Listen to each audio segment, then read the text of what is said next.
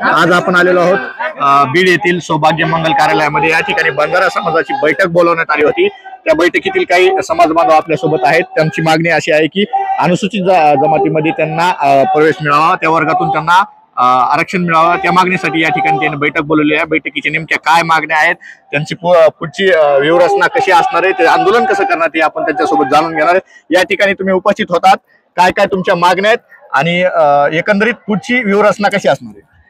जो शासनाने GR काढलाय आता, तो हैदराबाद गॅजेट लागू केलाय महाराष्ट्र शासनाने। तर हैदराबाद गॅजेट नुसार आंध्र प्रदेश तेलंगणामध्ये आमचा समाज ST प्रवर्गामध्ये आहे आणि आम्हाला इकडे VJNT मध्ये डिवाइड केलेला आहे।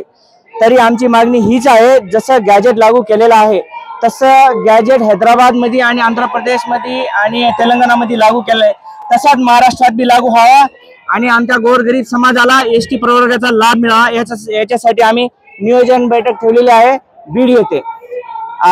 तुमचं नियोजन कसं ठरलेलं आहे की पुढे काय होणार? तालुका निहाय बैठक कशी होणार, जिल्हा निहाय तुमची समिती कशी असणार, एकंदरीत काय गोष्टी ठरल्यात का? त्या गोष्टीसाठीच नियोजन बैठक चालू आहे आता। त्यानुसार एक जिल्हास्तरीय मोर्चाचं नियोजन करणार आहे आम्ही आणि पुढची दिशा ठरवणार आहे। दादा, काय होणार आहे नेमकं? ST प्रवर्गातून आरक्षण मिळाल्याच्या नंतर फायदा काय नेमका? तुम्हाला ST प्रवर्गात जायचंय, त्या प्रवर्गात गेल्याच्या नंतर नेमके फायदे काय होणार ते सांगा। जे आमचे पोरं MBBS ला आज 500 550 मार्क असून सुद्धा आमचे पोरं आज MBBS लागू शकत नाही। टॉपर आलेत काय 550 पण गेलेत, 520 पण आहेत सध्या। आणि जर ST आरक्षण लागू झालं तर 374 380 मध्ये आमची MBBS होऊ शकते, क्लास 1 अधिकारी होऊ शकते। 1960 पूर्वी ज्यावेळेस महाराष्ट्राची स्थापना झाली होती त्यावेळेस आम्ही या ठिकाणी ST मध्ये होतो आणि ज्यानंतर महाराष्ट्र राज्य वेगळं झाला त्यानंतर आम्हाला VJNT मध्ये टाकण्यात आलंय। त्यानंतर जो आज गॅजेट लागू झालाय त्यामध्ये आज आमचा रस्ता मोकळा झाला ST आरक्षणचा। त्या ठिकाणी या जिल्हा ठिकाणी बैठक चालू आहे, त्यानंतर तालुका ठिकाणी होईल, सर्कल ठिकाणी होईल आणि पुढल्या दिशा सरकार दबाव आणून ST आरक्षण आम्ही घेतल्याशिवाय शांत राहणार नाही। एकंदरीत पाहायला गेलं तर काही दिवसापूर्वी मनोजदादा जरांगे पाटील यांचं आंदोलन संपलं, त्यांना यश पण मिळालं। हैदराबाद गॅजेट आणि सातारा गॅजेट लागू करण्यात आला आहे असा शासन निर्णय पण दिलेला आहे। त्या ठिकाणी गॅजेटचा अभ्यास करणारे अभ्यासक होते, शासनाचे अभ्यासक होते, खाजगी अभ्यासक होते, त्यांच्या या निदर्शनाशी बाबा आली नाही का? बंजारा समाज सुद्धा हैदराबाद ज्यावेळेस राजवट चालू होती त्यावेळेस ST मध्ये होता, ते कुठेही मराठवाडा वेगळा झाल्याच्या नंतर यांना VJNT मध्ये टाकलं, हे अभ्यासकातून का असं समोर येत नाही? प्रथम मी मनोजदादा जरांगे पाटलाचं या ठिकाणी अभिनंदन करतो। दादा, तुमच्यामुळे आम्हाला गॅजेट लागू झालं, म्हणजे आमचा आरक्षणाचा रस्ता मोकळा झाला मार्ग। प्रथम मी त्यांचे आभार मानतो।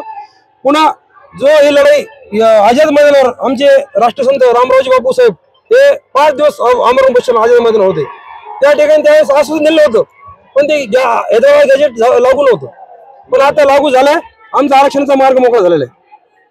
काय सांगाल तू या ठिकाणी उपस्थित आहे? तुझं नाव काय, कुठून आलास? मी गेवराई तालुका राहुल चव्हाण, वसंतनगर तांडा उपसरपंच, राष्ट्रवादी काँग्रेस जिल्हा उपाध्यक्ष मुक्तेशेल। या ठिकाणी तू उपस्थित झालास, काय नेमकी मागणी आणि कशासाठी आहे? बघा, कर्नाटक, तेलंगणा आणि आंध्र प्रदेश तिथं निजाम काळामध्ये आमचा समाज भटक्याविमुक्त जाती, आम्ही समाज आमचा व्यापार करणारा समाज होता आमचा। आम्ही व्यापार करत करत महाराष्ट्रात आलो, आमची राहिलेली समाज पूर्ण तेलंगणा, कर्नाटक, राजस्थान तिकडे त्यांना ST कॅटेगरी मध्ये घेण्यात आलेला आहे, पण आम्ही इकडे VJNT मध्ये आहे। तर आम्ही VJNT मध्ये असताना आमचा फार नुकसान आहे महाराष्ट्रामध्ये। आणि मनोजदादा जरांगेंनी जे उपोषण केलं कुणबी प्रमाणपत्र सरसकट द्यावा, तसंच आमची पण मागणी आहे की बाबा महाराष्ट्रामध्ये VJNT समाजाचा आम्ही आहोत, आम्हाला याचा काही फायदा नाही। बघा, आमचा समाज कल्याण मध्ये वसंतरावजी महामंडळ आहे, तिथे आम्हाला 3 लाख रुपये वार्षिक निधी देतात। ठीक आहे, अण्णासाहेब पाटील निधी हा 38 कोटी निधी येत आहे, बरोबर आहे, ठीक आहे। मराठा समाज आमचे मोठे बंधू आहेत, आम्ही कोणावर आक्षेप घेत नाही, त्यांना 38 कोटी निधी देतात, परंतु आम्हाला 3 लाख रुपये निधी कसं काय? आणि आम्हाला एका माणसाला उद्योगासाठी 10 लाख रुपये निधी सरकारने द्यावे आणि महामंडळामध्ये त्याचा तंतुरूत करून आम्हाला निधी उपलब्ध करून द्यावे, कारण या निधीमध्ये आमचा समाज भटक्या जाती आहे। आम्ही ऊसतोड कामगार आमचा समाज मानला जाते महाराष्ट्रामध्ये, की आम्हाला येणाऱ्या काळात आम्हाला शिक्षणासाठी, व्यवसायासाठी आम्हाला कर्ज द्यावे। माननीय महाराष्ट्राचे मुख्यमंत्री देवेंद्र फडणवीस साहेब, माननीय उपमुख्यमंत्री अजितदादा पवार, आपण फक्त 3 लाख रुपये निधी देता आमच्या महामंडळाला, का आमचा मतदान तुम्हाला दिला नाही? तुम्ही ओपन आणि ओबीसी कार्ड खेळलात, बरोबर आहे. पूर्ण ओबीसी समाज म्हणून आमचा समाज कुठेही शिकलेला नाहीये. 70% आमचा समाज अडाणी आहे. 30% आम्ही शिक्षणदार लोक, आमचं ऐकत नाही कोणी. फक्त तुम्ही ओपन आणि ओबीसी कार्ड खेळून तुम्ही सत्तावर आलात की आमच्या महामंडळाला तुम्ही पूर्ण निधी द्यावे. ऊसतोड आमची तांडा वस्ती समृद्ध मध्ये आमचा सदस्य द्यावा, आमचा विद्युत मंडळामध्ये आमचा सदस्य द्यावा. कारण आमचा सदस्य आमच्या गोरगरीब लोकांना मदत देण्यात येईल अशी आमच्यासाठी एखादी स्कीम काढा. आमची एसटी समाजाची स्कीम आहे, तिकडे 20 लाख रुपये निधी. किती आहे? 20 लाख रुपये निधी. आणि आम्हाला जिल्ह्याला 3 लाख रुपये देतोय अजित पवार. आमचे मतदान घेतलेले वाई गेलेत. फक्त तुम्ही ओपन आणि मराठा करून. दादा काय सांगाल, ज्यावेळेस मुख्यमंत्री देवेंद्र फडणवीस म्हणतात की माझा डीएनए ओबीसी आहे, पण ओबीसीतील काही ह्या छोट्या छोट्या जाती आहेत त्यांच्यावर असा अन्याय होताना तुम्हाला दिसून येतो का? काय म्हणाल? मी जास्त काही बोलणार नाही सर. आमचा समाज खूप काही मागं पडलेला आहे. शिक्षणापासून वंचित आहेत. मुलांना पैसा पुरायला काही जमत नाही. शेतकरी वर्ग काही जास्त नाही. आम्हाला शेत्याबाड्या, ऊस तोडणारे माणसं आहेत. 1-1.5 लाख रुपये घातात उचल संसार बघायचं, ते पोराला शिकायचं, त्याच्यामधून खूप काही अडचणी असतात. तर आमचं एक मत आहे, आंध्रा कर्नाटक एसटीमध्ये आमच्या एसटीमध्ये आहेत. तर आमचं बोली भाषा एक आहे, रेणमान एक आहे, लग्न कार्य आमचे एक आहेत. त्यांचे बेटीवार आमचं बेटीवार एकोणाला चालू आहे. त्याच्यात आमच्यात काही बदल नाही. त्याच्याबद्दल आम्ही देवेंद्र फडणवीस साहेबाला, अजितदादांना, शिंदे साहेबांना, तिन्ही मुख्यमंत्र्यांना आमचं हात जोडून नंबर विनंती आहे. आमच्या समाजावर हे अन्याय व्हायला लागला ना, ह्या अन्यायाला दूर करायकरता तुम्ही आमचे देव मानतात तुम्हाला आम्ही. तर त्याच्याबद्दल आमचं तुम्हाला एकच अपेक्षा की आमच्या बंजारा समाजाला एसटी मध्ये टाकावं, ही एवढी अपेक्षा आहे. दादा तुम्ही या ठिकाणी उपस्थित आहात, कुठून आलात, आणि एकंदरीत जर तुमची मागणी सरकारनं मान्य नाही केली तर तुमचा इशारा काय असणार आहे सरकारला? माझं नाव विजय शिवाजी राठोड, राहणार राजपिंपरी. मी राजपिंपरी ग्रामपंचायत सरपंच. आज आम्ही येथे सर्व बंजारा समाज एका ताकदीने येथे बीड जिल्हा येथे सौभाग्य लॉन्स येथे जमलेलो आहोत.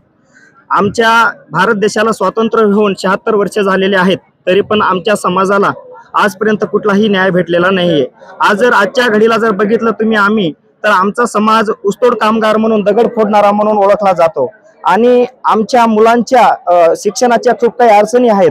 आणि जो आज जे आमची एसटी प्रवर्गासाठी मागणी आहे, तर आज आम्ही जर बघितलं तर तेलंगणा, आंध्रा, कर्नाटक या अशा बाहेरच्या राज्यामध्ये आमचा समाज, बंजारा समाज हा बहुतांशी एसटी प्रवर्गामध्ये आहे.